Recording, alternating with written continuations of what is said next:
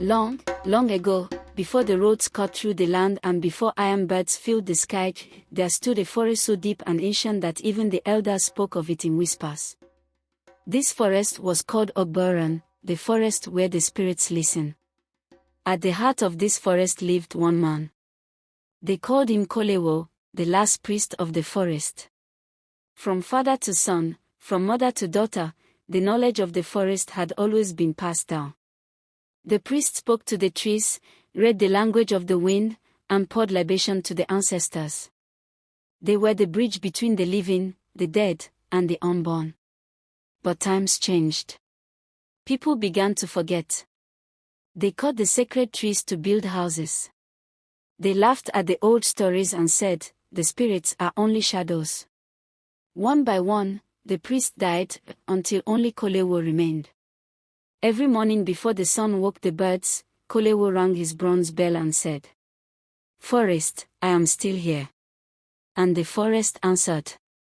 With rustling leaves. With moving shadows. With the deep breath of the earth. One night, the forest cried. The rivers dried in their beds. The animals fled. The moon hid her face. The ancestors came to Kolewo in a dream and spoke with one voice. If the last priest falls, the forest will die. If the forest dies, the people will follow.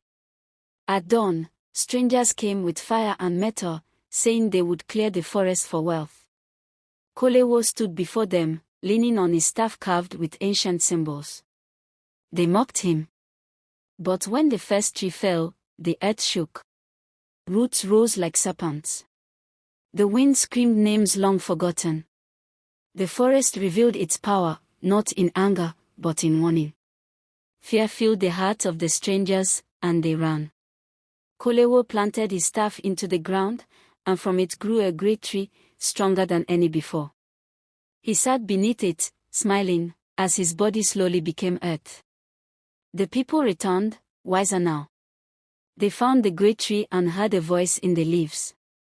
As long as you remember, I will remain. And so the elders say. Even today, when the forest grows silent, the last priest is still listening.